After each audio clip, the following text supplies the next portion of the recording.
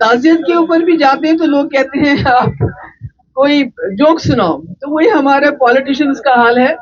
हम कहीं भी जाते हैं तो कहते हैं कि आप तकरीर करो, तो मैं आज तकरीर के लिए नहीं आई, आप सबका शुक्रिया अदा करने आई हूँ कि आपने सोनू जी का बड़ा साथ दिया। आगे रिजल्ट क्या निकला उस वो तो चलता रहता है, पर जिस तरह से ये लड़ा और जिस तरह से आप इसके साथ चले उसके लिए मैं आप सबकी बहुत शुक्रगुजार हूँ। तो मैंने इन सबको जिम्मेवारी दी। आदित्य यहाँ पर है, हमारे जो कैंडिडेट वोट ही रहे हैं, तो इन्होंने बड़ा खूब ऐसे लड़ रहे थे। मुझे नहीं लगता है बीजेपी या कांग्रेस इलेक्शन इस तरह इतने जोरों शोरों से लड़ रही थी। इन्होंने बहुत अच्छी तरह ये इलेक्शन लड़ा और बड़ा जोश और खरोश के साथ लड़ा, और आप लोग साथ रहे उसकी मैं बहुत शुक्रगुजार हूँ। अब मैंने इनको एक जिम्मेवारी दी है। मैंने कहा हमारे जितने भी असेंबली कैंडिडेट्स हैं, अगर वो शहर में है तो वार्ड इलेक्शन लड़ेंगे, अगर वो गांव में है तो सरपंच इलेक्शन लड़ेंगे, क्योंकि ये सीढ़ी है, आपको कहीं ना कहीं से शुरुआत करनी है। इसमें कोई मलाल की बात नहीं है कि आपने असेंबली लड़ा तो आप वार्ड नहीं लड़ सकते, ऐसा नहीं होना चाहिए। और उसमें आप लोगों को इनको जिता के वापस भेजना है, ताकि ये अपने लोगों की, अपने मोहल्ले की छोटे छोटे काम कर सके। क्योंकि सरकार तो अब बीजेपी की एक तरफ से, एनसी और कांग्रेस की दूसरी तरफ से है। बीजेपी की इस तरफ से है कि सेंटर में, और यहाँ लेफ्टिनेंट गवर्नर उनकी जमात का है, आधी सरकार उनकी है, आधी सरकार नेशनल कॉन्फ्रेंस और कांग्रेस की है। तो अब ये छुटमुट जो नीचे है, म्यूनिसिपैलिटी है, पंचायत है, तो इसमें पीडीपी का थोड़ा सा आप मदद कर लीजिए, उनको रोल दे दीजिए ताकि हम लोगों के काम कर सके। बाकी यहाँ अभी जो मेरे से पहले यहाँ बात कर रहे थे उन्होंने बताया मुल्क के हालात अच्छे नहीं हैं।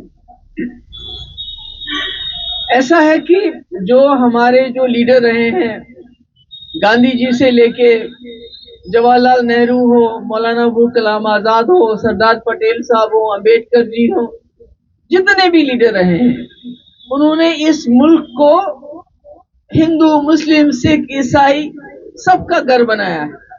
ये सबका घर है, साझा घर है।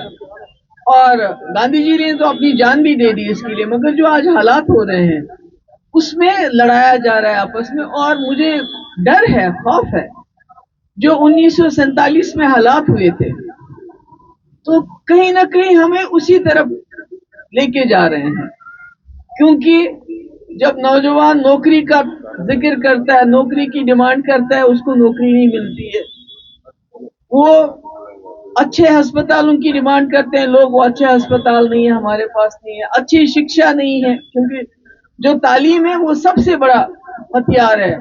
वो इंसान के पर लग जाते हैं तालीम से, वो आप दे नहीं सकते हो। हमारी गलियां, हमारे कोचे, हमारे सड़कें आप ठीक नहीं करते हो, तो क्या करते हो कि मस्जिद को गिरा के इसमें देखो मंदिर ढूंढ लो। यही है ना, यही हो रहा है। अभी देखिए संभल में कितना बुरा हादसा हो गया। वो बेचारे, उनका कोई लेना देना नहीं, कोई दुकान पे काम करता था, कोई रेडी पे काम करता था, मार दिया, गोली मार दी, तो कौन बात करेगा? आप बात करोगे तो उल्टा आपको ही जेल में डाल दोगे, जैसे उमर खालिद 4 साल से जेल में है। तो आजकल सुनवाई कहीं कोई नहीं हो रही है। अब देखिए अजमेर शरीफ दरगाह 800 साल पुरानी, जहाँ हिंदू, मुस्लिम, सिख सब जाते हैं, और वो हमारे भाईचारे की, गंगा जमुना तहजीब की निशानी है। अगर कहीं निशानी ढूंढनी हो तो वो अजमेर शरीफ जाके देखना चाहिए कि हमारी हिंदू बहनें, हमारी बच्चियां, हमारी माएँ कैसे वहां अपना सर झुकाती हैं, मन्नतें मांगती हैं। और दूसरी तरफ से मुसलमान होते हैं, तीसरी तरफ से हमारे सरदार भाई होते हैं। तो ये, इससे बड़ी मिसाल कोई नहीं हो सकती हमारे मुल्क में। उसके पीछे भी पड़ गए कि उसको भी खोदो, उसके नीचे भी देखो शायद मंदिर निकल आए। तो मुझे समझ नहीं आता है कि ये कब तक चलेगा।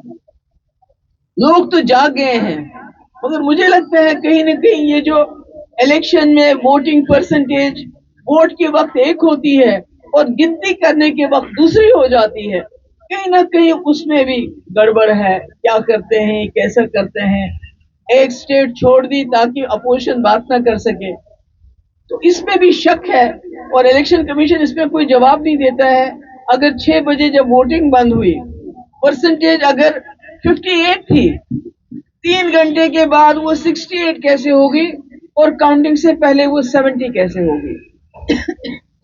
तो ये मुझे लगता है ये भी कहीं ना कहीं लोगों को जागना पड़ेगा, इसके बारे में सोचना पड़ेगा, क्योंकि अगर हमारा मुल्क भी हमसाया मुल्क जैसा बन जाए, अभी देखिए बांग्लादेश में बहुत बुरा है, वहाँ हमारे जो हिंदू भाई हैं उनके साथ बड़ी ज्यादती हो रही है जो हमने सुना है। तो यहाँ हम माइनॉरिटीज के साथ ज्यादती कर रहे हैं, तो फर्क क्या है?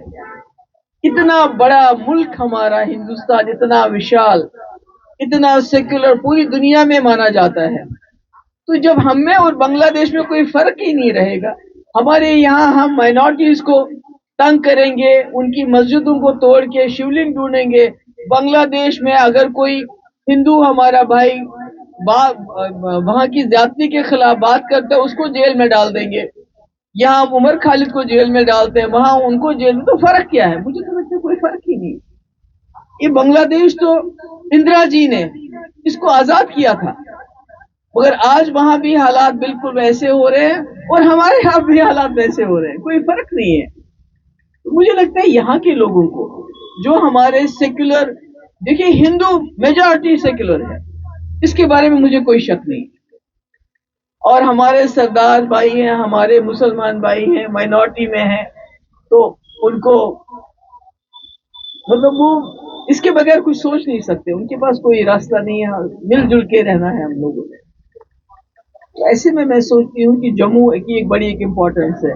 मैं जब जम्मू आती हूँ तो यहाँ मैं देखती हूँ सरदार भी चल रहा है, गुजर भी चल रहा है, पहाड़ी भी चल रहा है, हिंदू भी चल रहा है, कश्मीरी भी चल रहा है।